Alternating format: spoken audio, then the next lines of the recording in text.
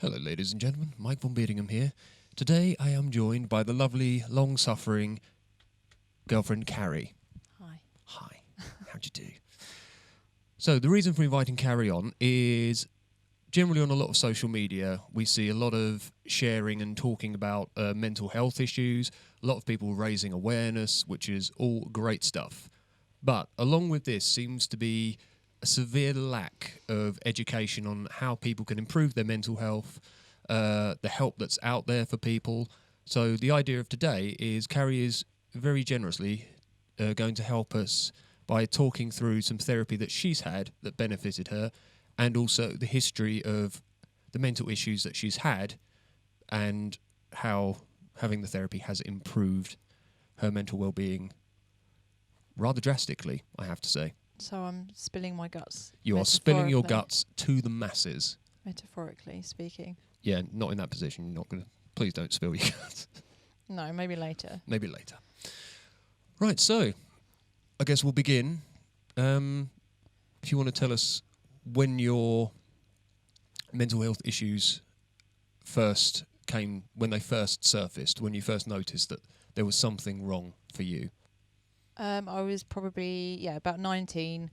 I was in a job where I had to travel maybe about an hour to work on a bus. And I started to notice a lot of what I didn't realise were obviously anxious symptoms. So I'd get like a lump in my throat. I'd start panicking. I'd sweat. I kind of wanted to jump off the bus, not suicidally speaking, but just didn't feel comfortable.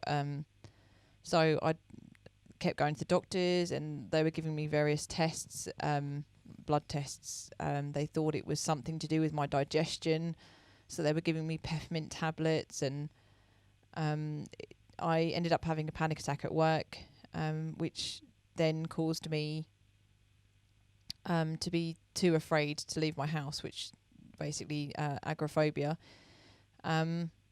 And the doctor was a locum doctor. It wasn't even my regular doctor, and he kept asking me questions like, is everything okay at home? You know, how are you feeling? How is your relationship with your family? And I said, well, fine. You know, I didn't know anything about mental health issues at that age. You're talking nearly 20 years ago back then, so it wasn't even talked about so much back then.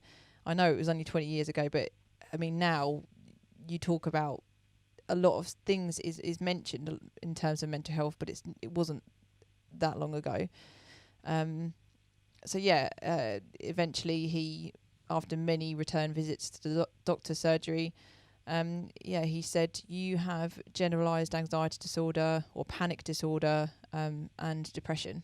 So if you don't mind me asking, how did it feel during that time? How did you feel inside your head?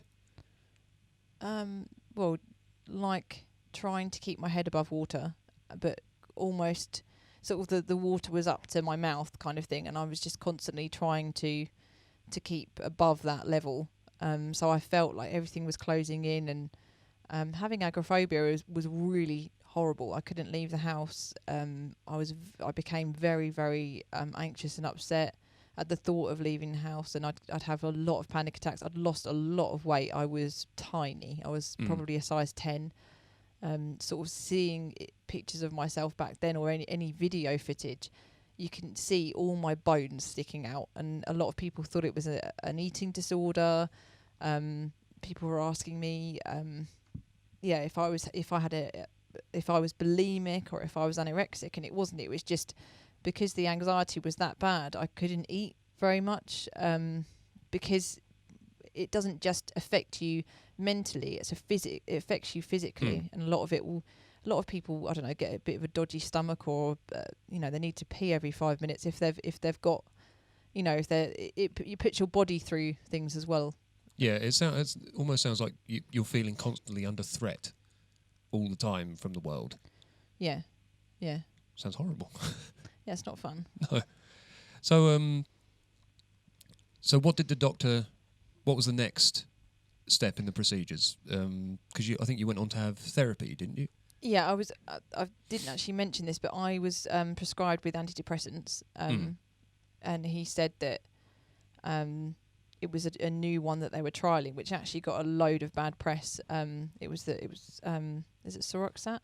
It was the one that a lot of people were getting suicidal on and things like that. Great. They were trialing that one.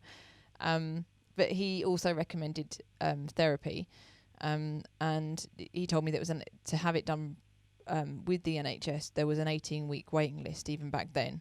Right. And so my parents decided to pay privately for me to have it. So we found a therapist locally to us, and I started to have weekly therapy sessions, which is just counselling. It was just talking. Okay.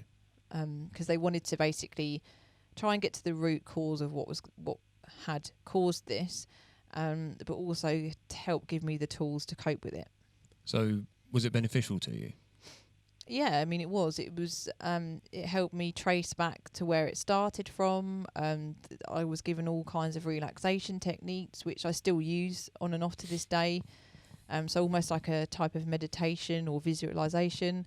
So yeah, that helped. And yeah, once I found and pinpointed what had essentially been the root cause of everything, I started to look forward to the therapy sessions, because it was almost like trying to get something off my chest. So at that point, I was in a long-term relationship that wasn't great. It had its good times, but it was quite difficult. I had a difficult relationship with my mum and my dad at the time, and my sister. So it was like being able to get things off my chest that I wouldn't have ordinarily been able to do with them, because they wouldn't understand it. Yeah, and without going into too much detail, obviously we've talked about this over the 4 years we've been together. Carrie's upbringing, the relationships with her sister and her partners, they've been on and off at times fairly toxic. And especially the one with your sister, and so your parents had their own problems as well. And you said to me that there was a definite difference between the way you were treated and your sister was treated. Your sister was kind of the golden child who could do no wrong, and you were the sort of, I suppose, if put it in Harry Potter terms, she was the Dudley who was doted on, and you were Harry living under the stairs. I was a muggle. Yeah, basically. You were considered sort of not great. Yeah, but and your partner at the time, I remember you telling me that he was very controlling. Yeah, it was. They were, we were maybe 19 at the time, or 18 or 19. So there was a lot of drug use. He and his friends it wasn't even recreationally, it was a regular thing.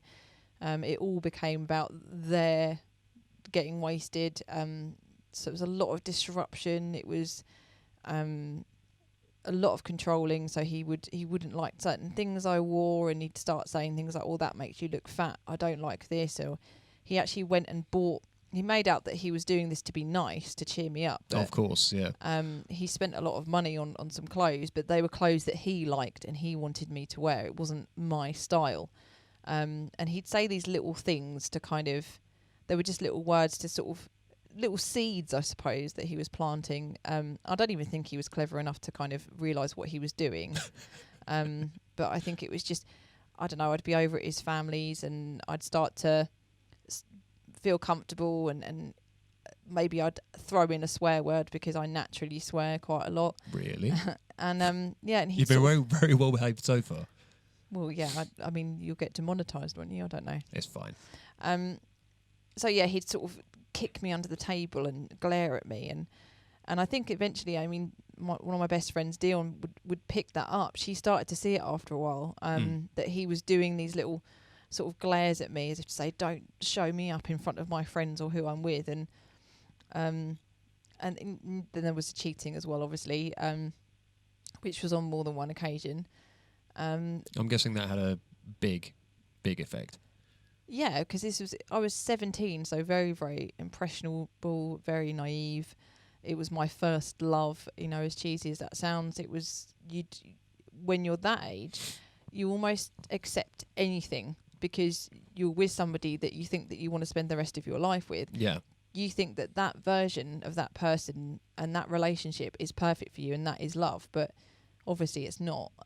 It was just convenience, or it was just who I was at the time. Convenience for him. But yeah, we were just very young, mixed up, probably didn't know exactly what we wanted to do in life. Or I know what he wanted to do, several people, but just wasn't the right relationship for me. And from there on, we went to a couple more relationships, one of which, we won't go into too much detail, but one that was incredibly nasty and toxic from someone who had also some severe mental issues, but to the point of where dangerously psychotic. Yeah, he was a psychopath. Yeah, and put you in danger on quite a few occasions. Definitely. Don't ever go out with somebody that's younger than you, basically. I am. It's not fun. Yeah, but that's like 2 years. Oh, yeah, fair enough. It's not like 8 or 9 years difference. True. So, in a nutshell, psychopath partner, what else did that add to your already boiling pot of mental troubles that you were suffering with? Well, I mean, my parents, the relationship with my parents, my sister, my grandparents and everything like that would have caused what I know now is like the main damage, I suppose, the initial damage then. And then obviously the cheating partner and the controlling partner, that's the same one, by the way, that fairly significant. And then the relationship that I had with the violent one was very short, but in such a short space of time. It was only 9 months, but in such a short space of time caused catastrophic. You know, I had real personal space issues. Anyone that moved fairly fast towards me, anyone walking behind me, because he stalked me for some time afterwards and did all sorts of things. So I became almost like so defensive, because anxiety, the nature of anxiety anyway, is that you're constantly trying to defend yourself or protect yourself against something that could happen. So you're almost trying to protect yourself from all kinds of eventualities that might not happen. But because we're born with that in our brains, you know, that's supposed to protect us from danger, but mine is constantly going off. So I'm constantly looking for things that could be a threat. So that was almost the main damage, if you will, the icing on the cake. Yeah. So when we got together, sort of very early on, it was quite bad timing because I was going through my own thing as well. My father had died and I was going through my own depression. And like when I met you and we started going out, I noticed there were a lot of things that I would do that I considered perfectly normal that you would really struggle with. Like for example, messaging people, using my phone a lot. It'd be female friends though I'd struggle with. Yeah, having female friends, the amount of time I would spend doing certain things, a general, almost I think it would be fair to say like a suspicion that I was up to something more nefarious than I was, almost like being watched over my shoulder when I'm doing things. So obviously putting the two and two together, you could see that could easily, it's no surprise that coming from what you've experienced, that you would have those fears, those doubts. But it got to a point in our relationship, didn't it, where I got to my wit's end and said, look, this needs to be sorted out because I'm really struggling to be able to sort of deal with being on the receiving end of it. It's not just that. I mean, you forget that you've been on your own. You had been on your own for a long time. Yeah. Yeah, you'd have or you've had several sort of casual relationships and you've like dipped your toe in a pool of various women.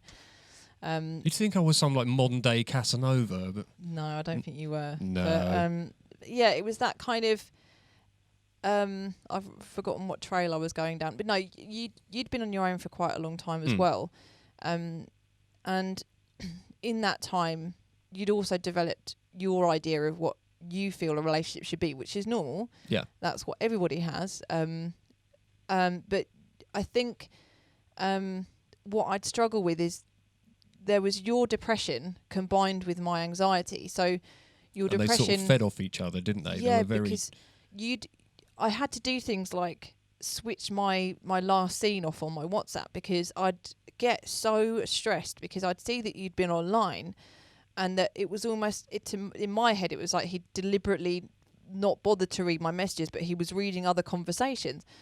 But it would almost feed, because an anxiety is almost like coming to your own conclusion without knowing the full facts, isn't it? We've had loads of chats Well, I think about that this. sums it up perfectly. Yeah, so there would be occasions where I wouldn't hear from you for days. And don't forget, at that point, we were just discovering almost like our feelings for each other, that we didn't, it crept up on us both. We were seeing each other. We knew that we were enjoying each other's company, but because we've been on our own for so long, we were petrified. Sorry, I've got a burp. So I think I found, as the time went on, because of I felt that I was being pushed away, because obviously I've gone from a time where being on my own, the things I went about and did on my daily business never affected anyone negatively. And then someone comes into my life who finds a lot of things a threat. So to me, I've been like, well, why is this a problem? Why is this? And a lot of it, I remember we talked about, came down to the fact that with your anxiety, if you were confronted with something that was kind of different to what you knew, or different to how you felt about something, it would be very difficult for you to sort of accept that there's just a difference with people, and that's okay. It put you in an almost fight or flight scenario, which is quite common. I will say that a lot of people, we've experienced loads of things. Like, I think the best way I can describe it, because obviously, and all girls do this, and probably blokes as well, but like if you see a girl that's quite sure of themselves out in a club or something, and she's probably wearing next to nothing, but she looks good, but instantly the people who are observing her, probably another group of girls going, oh God, look at the state of that, and they're sort of, they're doing that, but it's actually a reaction or a response to something that you actually feel quite threatened by that person, because of how confident they seem, or self-aware that they are, or you actually feel threatened by it. So what was happening with me is that there were a lot of things I felt threatened by, and of course the natural thing to do in that occasion as a human being is to try and alter it or change it to suit you, so you don't have to feel it's that element threatened by it. It's the element of control. If I can control the situation and all the inputs around me, it's almost like I suppose an addict getting a fix. I need this now. So therefore, if I can control everything, then I'm going to feel more secure. I'm going to feel better. I'm going to feel calmer, because I know everything that's going on. Yeah, the nature of anxiety is trying to control your environment, but then with anxiety as well, and with all the problems that I have or had, or however you want to word it, it's about constantly trying to make your environment safe. Yeah. So if I had to deal with anything that I found really uncomfortable, like, I don't know, we'd have honest conversations where we'd have various different things, and you'd be honest about it, and it'd be like, what the hell have I just heard? Which is great. I know it's obviously honesty, but we've had talks about having a level playing field, and I should be able to say, if I can criticise something, that a behaviour that you've perhaps presented in our relationship, then you should be able to do the same to me. And that would be really difficult to take on board, because it would feel like I'm being attacked. So therefore, again, it's that kind of, is he attacking me, or is he just trying to point out things that perhaps aren't very healthy for both of us, that need work on? So one of the things that I found the most difficult to deal with, being on the receiving end of the anxiety, was and I know this from my dad. My dad would do this because he suffered a really bad stroke, as you know. And where he used to sit on his own a lot, he would get the germ of an idea, and then the idea would circulate and spin round and round and round and escalate up until the point where he just convinced himself of some of the most ridiculous, crazy things. Would that be because his stroke had also, the rational thought had died in his brain? Yeah, part of that as well, because his stroke did affect his logic centres in his brain. So, and I noticed this with you as well, like you can seem perfectly normal, and then you'd get what I call, the switch, where you'll see something's not right. And from there I can see that it's almost like triggered me. Yeah, there's like almost an inner battle going on. And so the idea will circulate and circulate and circulate, and then me being completely unaware of this whole process going on, you'll then sort of unload with the conclusion of all those horrible thoughts. and it'll be sort of, you've done this, or what's this, blah, blah, blah. And it will just hit you completely out of the blue. I'll be like, whoa, where did this come from? Not quite like that. Not as aggressive. No, not now. But in the past, it has been. I know, it would just be, my tone would change and it would just say, who's that? Yeah. Or, which is actually almost exactly like my stepdad. What are you doing? Yeah, who's that? What is it? What are you doing? So the switch makes they call it the window of tolerance, but it would just be, my tolerance levels would just go, and then I'd be in that point in my head where I'd just have enough. Like if you were on your phone and there'd be like 5 or 6 messages going off, and I'd be like, well, what are you doing? And then what happens is I notice my whole tone changes as well. Everything changes, which is why we call it the switch, because I've just had enough at that point, and that's the catalyst almost. So something's happened. It could be something really small, but it could be a collection of things that have happened. Yeah. And then, so me being on the receiving end of that, I've always had an issue when it comes to being accused of, say, things I haven't done, or say unfounded accusations without evidence is a real bugbear of mine.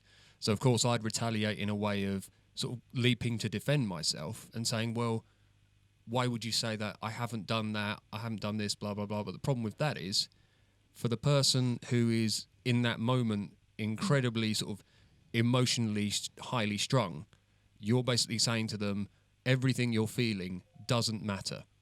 And everything you're feeling is nonsense and doesn't make sense. Yeah, invalid. Invalidating. Which, of course, makes that person then feel even more highly stressed. And so you just end up with this vicious back and forth. But also at that point, I think you would struggle with, you'd have quite a low tolerance as well from your depression. So if you're going back, say, 3 years maybe, because you got help as well, haven't you? You've had help with your mental health. So you had interpersonal relationship therapy, didn't you? Yes. So therefore, back then, before you were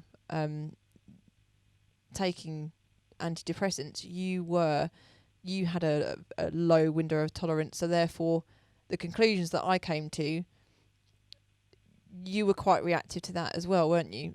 Yeah. As a result of it, which we both really sort of bounced off each other with our issues, I guess. So it became really...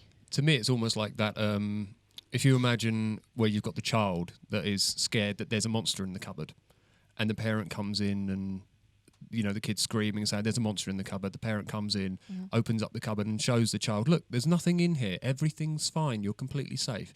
But the child is absolutely adamant in that moment, because they're so scared, that there is one. Well, that's where the saying comes from, your mind's playing tricks on you, because it's what it does. And it is literally like that. Because I always come from a logical point of view, trying to put forward logic to someone who is in a complete emotional upheaval very rarely works. It only works after, which you say it and it sounds so simple, but when I'm in a better state of mind, I'm never good talking to you when I'm anxious, because it depends on what I'm anxious about. So, you know, you see me where I've been tearful, and that's probably more manageable for you because I'm not accusatory or I'm not aggressive or anything like that. Yeah, you're not perhaps angry or anxious at me. There's something in life that's tormenting me. Yeah. So, or if perhaps you can see that I'm in a social situation and it's really crowded and noisy, and of course I get problems with I get hypersensitive, so any loud noises, it would seem very confrontational to me. So if we're out in a restaurant and there's plates clanging and the buzz of people and the conversations, you know, you could see the switch there as well, and you'd sort of give me a bit of a reassuring cuddle or something like that. But there's so many switches that I have. When we watched Jekyll and Hyde the other day, it was almost very similar to that. I'm not a psychopath, but no, that's what I was thinking as well. Yeah. Actually, it's very, very similar in the way that you can. Yeah. And one of the interesting things is that, because Carrie is a very intelligent woman, and she can rationalize and really like break down, look deep into something, and actually say, this is because of this is because of that. And for example, you could tell me all these things when you're not in an anxious state, and we could completely agree. But then if you were in an anxious state and I and I was to bring up exactly the same points that you'd said, you could completely disagree with them, because in that moment, as you say, it's you're firing purely on impulse and emotion, and logic just is sort of trying to sort of tap in and go, hi, I am here. Well, it's scientifically proven that, and this is what's happened through other therapies that I've had as well. I've had cognitive behavioural therapy. Your brain shuts down. So as in, when your emotional part of your brain is engaged, the logical part shuts down, and you're literally just running on emotion. So they've seen, is it the imaging scans of brains with various different distress levels that they're experiencing, and you can see when the emotional element of it is engaged. So if you're affected by something and you're anxious, the other parts don't work. Yeah. So you can't, I suppose, just the same as your dad. Like, if that part of his brain died and he wasn't seeing where you were coming from because he was firing a different way to you, then you're not going to see where that person's coming from. You're not going to see each other. Yeah. Until after your brain's firing again properly. So from there, we then move on to the therapy that you had while we've been together that's had the most dramatic effect, I would say. Are you going to say it the right way? Yeah? Are you going to say it the right way around? Dramatic positive effect. No, I can never get the acronym right. E.M.D.R. E.M.D.R. Eye movement desensitization and reprocessing therapy. Right. Now, being a logical person, I'm one who always likes to see evidence for things and actually see a result. I can't express how much of a difference this made to Carrie in considerably a short space of time, considering that you've suffered with this kind of thing for a very long time. Yeah, for decades. And you've been having the therapy for how long? We started in November, so nearly a year, but we didn't start processing till maybe January. So for about 10 months, I've had the processing element of it. And what would you say, so if you give a quick description for anybody out there who doesn't know what E.M.D.R? Yeah, E.M.D.R. is. E.M.D.R. What is it? So it's a type of, it was quite a new therapy. It was, I think, invented by, is it Francine Shapiro? So in the 1980s, so it's a quite new type of therapy. And I think it works best, or they trialled it with soldiers who were experiencing PTSD. So basically, what happens with your brain when you experience various traumatic events in your life, they're stored, they get stuck, so they're almost like a blockage in your brain. So what this type of therapy does is it uses something called bilateral stimulation to unblock the areas of your brain that it processes all your traumas, basically. So it uses either pulses, so vibrating pulses in your left and right hand, or the therapist can use their fingers and your eyes will follow the fingers, or you have headphones that beep in one ear to the next. So what that does, the bilateral stimulation, is it aids in freeing or unblocking the traumas in your brain. So so you'll think of an event. The therapist, after they've done the history and the timeline and how long they think you're going to need, how many sessions you're going to need, she will first start to, or he or she, sorry, I'm thinking about my therapist here, they'll start to develop what they call neuro pathways, I think. So they'll start installing good positive memories in your brain, which create new neuro pathways. So it's basically almost creating what's the right way to describe it?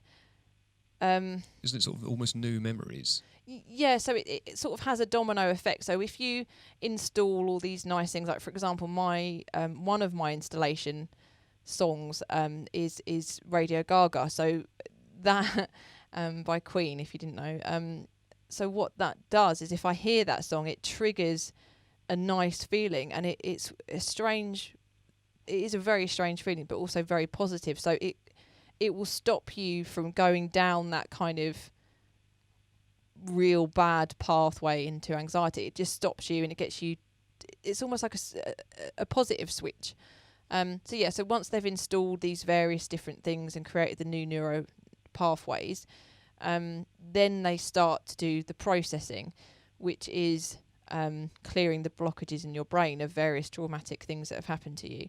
So we've done various different techniques, but what they essentially get you to do is think of the trauma, think of something like a picture that describes that trauma very well.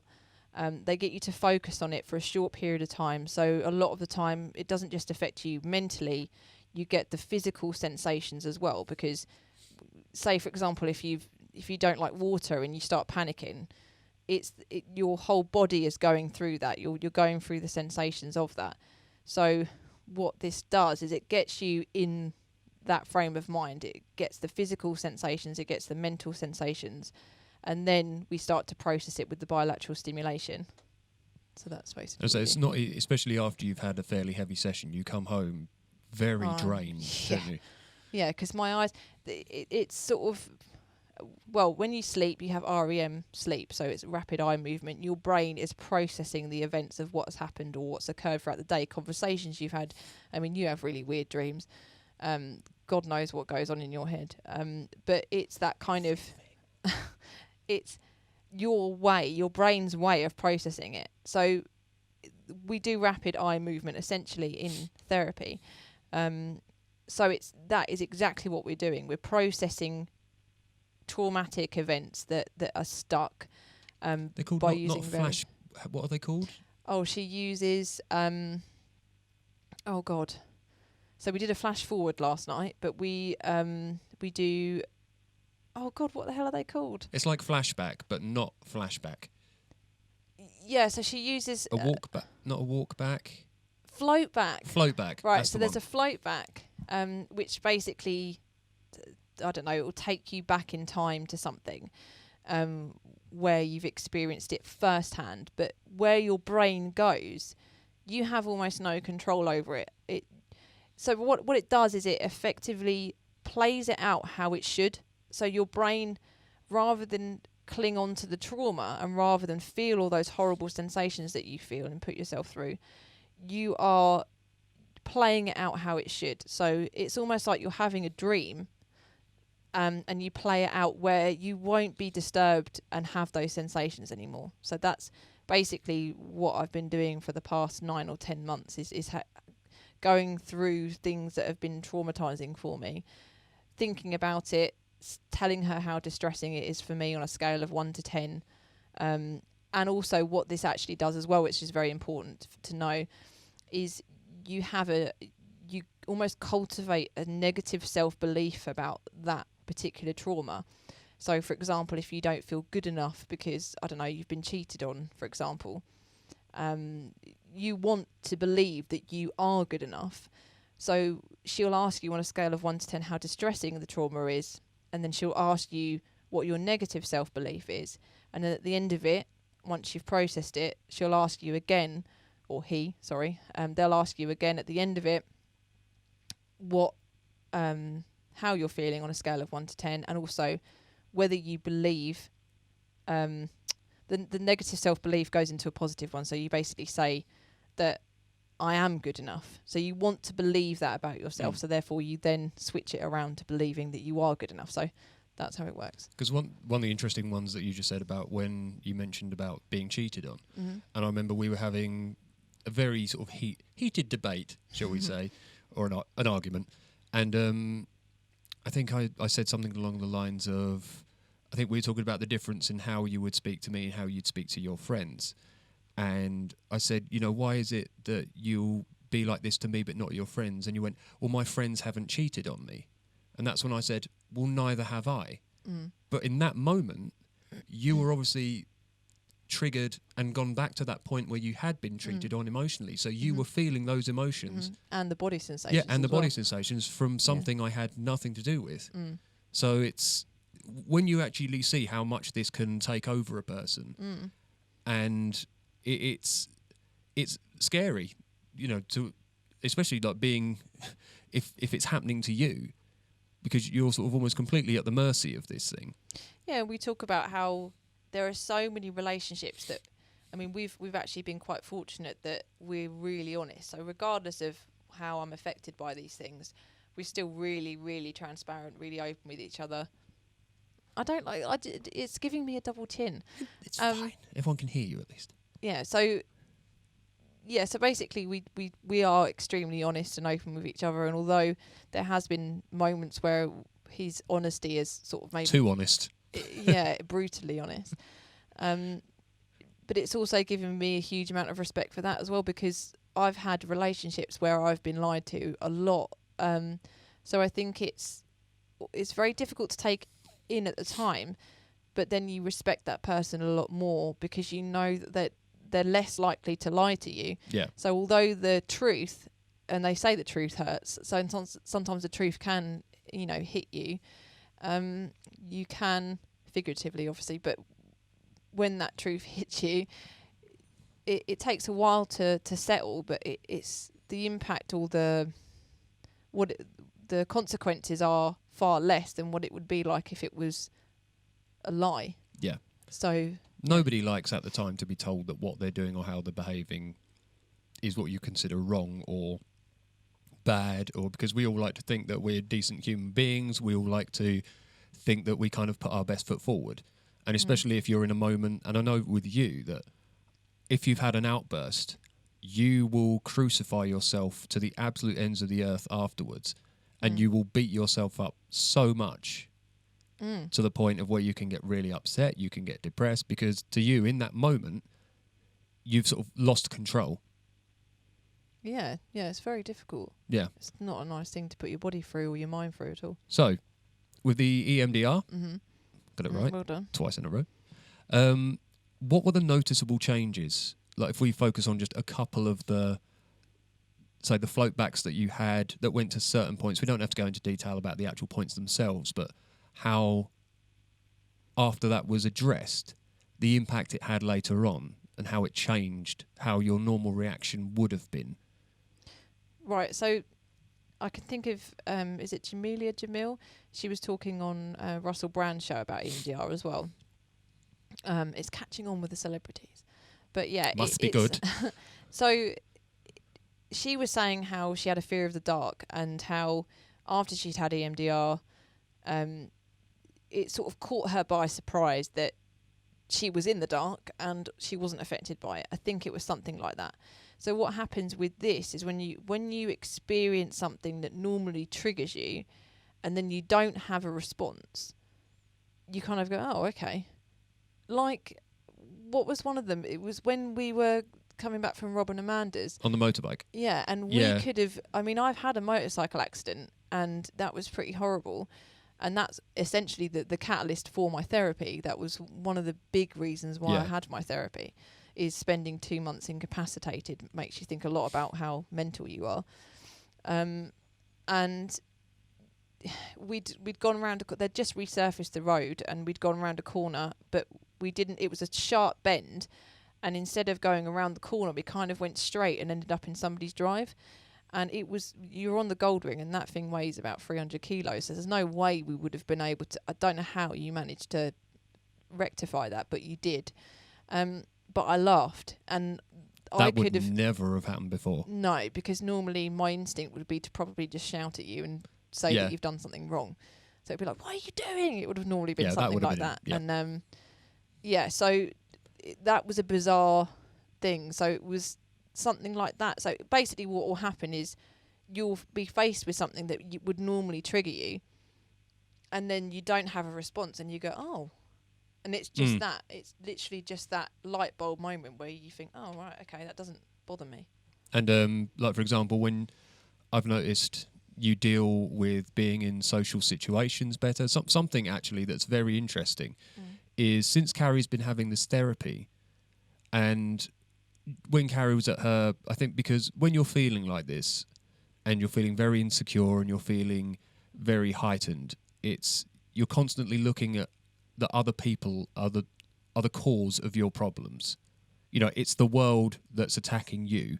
Oh, yeah. But then you don't realise until you have this therapy and how it changes you that people start perceiving you completely differently. Like how many friends have commented and said that you're completely different now. Like your mannerisms, the way you act in public. Well, yeah, I mean, so I guess in the past I was very unapproachable, and people would read that as, God, she's a right bitch. But it would be, and I'd look very comfortable being on my own.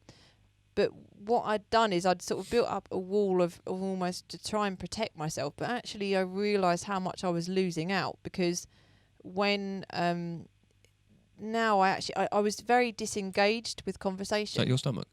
I don't know. I'm hungry. Oh, fair enough. I'd become very disengaged in conversation, and I wouldn't really look at people, or I wouldn't connect. And once I started to connect with people, and I actually could see their body language, and I could see their eyes, like, when somebody's really enjoying a conversation, you can see them glint, that you can see their eyes glinting, you can see their body language, and they're getting really animated. I didn't commit myself to that ever. And then once I started to, I actually really got something out of it as well. So it wasn't just somebody was talking to me and I wasn't getting anything out of it because I wasn't committed to it. It was, God, actually, I'm enjoying this. And yeah, so if we go to a gig or anything like that, it's more enjoyable. When I used to go to your gigs before, I'd be like a bouncer for you. And I'd get so annoyed by the people that were going anywhere near the stage, or, I'd start actually shoving people out of the way. Yeah, all these hot chicks who were just piling in together. It was just drunk blokes actually putting their pints on your expensive gear. Not that gear, but the other gear. But yeah, or I think the biggest change is probably being with my mum in town. There would be, everything would be a threat. So there'd be people, transfixed by their phones, just sort of doing this while they're not looking where they're going.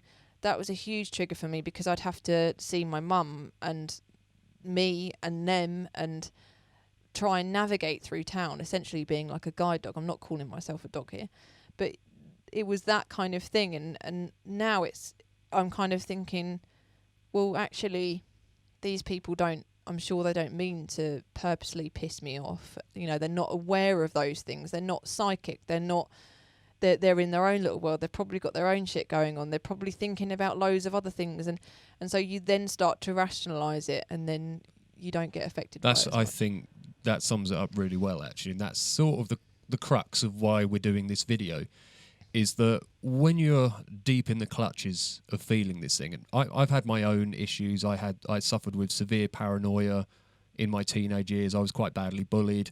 So I had my own issues, and I do remember what it feels like to be in that moment and feel those things.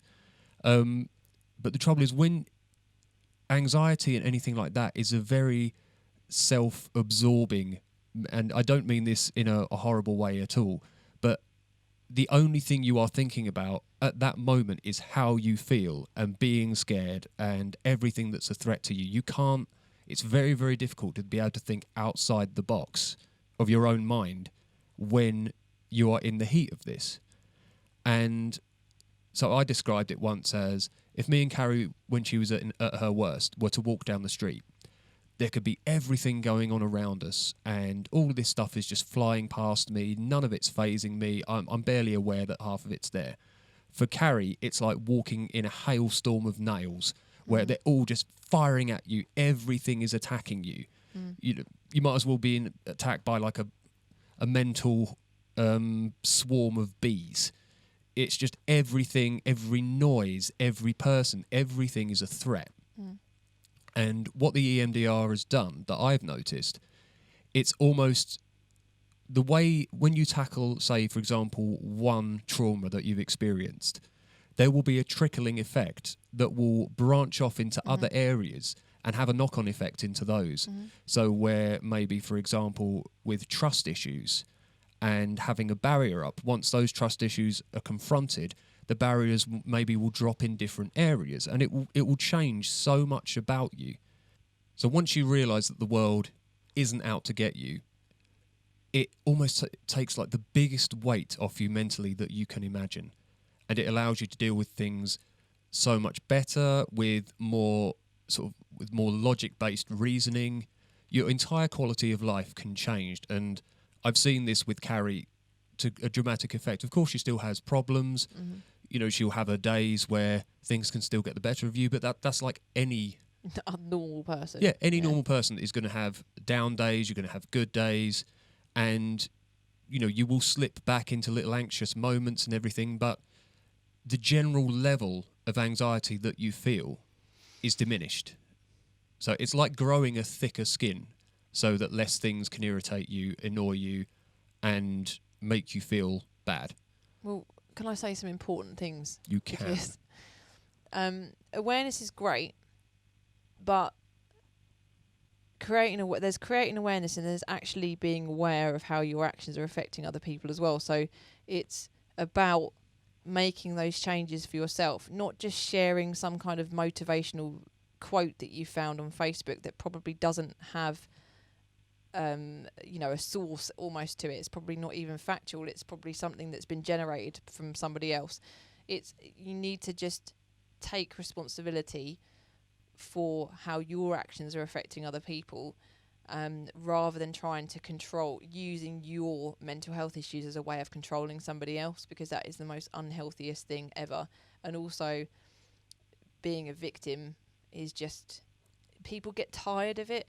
You don't want to keep sharing all these things on Facebook and saying, oh, this affects me and that affects me and this is bad and that's bad, but you're not doing anything about it.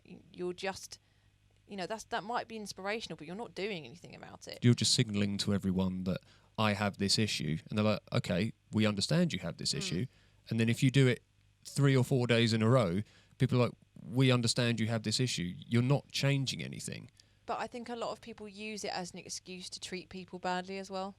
They'll say things like, well, I've got depression, so I'm going to, this is why I've done this, because I'm depressed. It's that kind of... It's a bit of a get out of jail free card to excuse your behaviour, when we can understand that everyone... use that, and I hate that, but yeah. I know, but everybody is going to struggle at various points in their life. Everyone will go through various traumas, some so horrible that some of us can't even begin to imagine how bad they are. But the fact is that the way we behave, we all have choices in things. We all have choices about what we can do about our behaviour. We are not completely at the mercy of our minds. We can improve them. We can seek help in, reconstructing and reforging a better path forward for our mental health. And there's so many resources out there.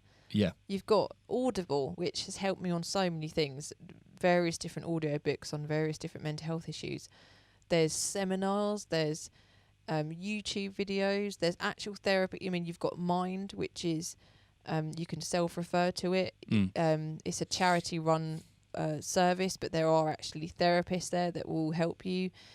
So you can self-refer to that, and you can pay like a donation for each therapy session. Obviously, there's private therapy. You can do E.M.D.R, what I have. There's just so many different things available to people if they actually do it and talk about it, because there's a lot of stigma associated with it. A lot of people think you're weak if you talk about it, or you're weak if you've got a problem.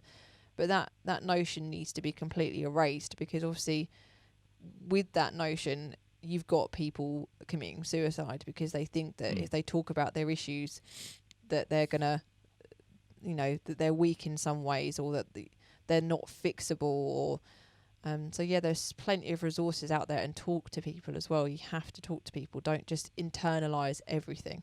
You don't have to be a victim. Yeah. That's the bottom line. You have control, you have power to make a change. So, and there's been groups and support. The sad thing, and we'll sort of say this as one of the last things, that social media can be very productive, but also very toxic in this department. Yeah. Because Carrie's tried being part of like support groups. She suffers with fibromyalgia. Yeah, fibromyalgia, or fibro for short. Fibro, we'll go with that. And during this time, Carrie was sort of looking at a lot of support groups of people who also suffered with it. But instead of people actually trying to help each other and maybe offer good advice, how to deal with things, they just seem to attract people who just want pity. And it was almost a contest of, I'm feeling this. Well, I'm feeling more pain than you. Well, The competition. Yeah, it was just a competition of symptoms. There was nothing positive about how people can try and help themselves. And that is one of the most toxic things of all, because if you have that attitude of being purely a victim, your life will never get better. Yeah, you've sentenced yourself to a lifetime of illness, Yeah. basically. And it doesn't have to be that way. So I think that's a good place to round it up. Yeah. So I'd just like to thank Carrie for coming on. I know you're really hungry and you need some dinner. Yeah, because I think my stomach was rumbling in quite a few of those clips. It was. Sorry. So At least it wasn't my bum that was rumbling. you got anything in the...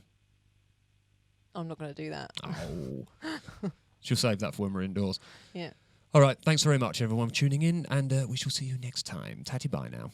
I knew you were going to say tatty bye. Yeah?